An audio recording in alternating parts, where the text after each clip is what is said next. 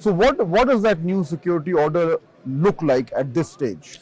I think let's try to trace, the trends by clearly identifying the trends in the sentiments. The street sentiment in Tehran is also that of happiness. You can see the visuals. And I share your contrasting assessment of the government and street sentiment in the US. The government is declaring victory, but the people expect peace to be sustainable.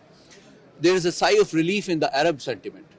There is a sentiment of pride in Pakistan. Yes. Now, there is a concern in India, and there is anger in Tel Aviv, which indicates, and actually their escalation in the last 48 hours gives a compelling evidence that they are fearing that a peace can be, enduring, and they can be isolated. So they are bidding their time, and they want to make whatever gains they want to make as quickly as possible, as much damage as they can inflict on Hezbollah, as much territory that they can capture, as many resettlements they can establish in West Bank as quickly as possible. So their desperation is also a sign that they are conscious of being isolated. Yeah.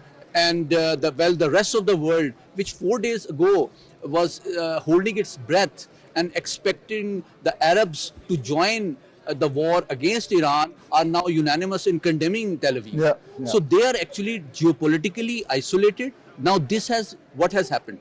Now I can predict that clearly in the foreseeable future, by carrying on hostilities and escalating it against Lebanon, when everybody else, including President Trump, is calling for peace, has shot themselves in the foot in the immediate progress on the Abraham Accord.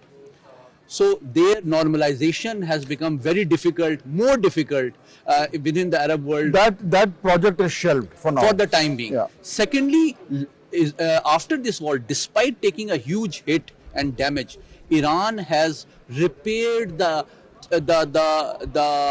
imbalance of power in the Middle East.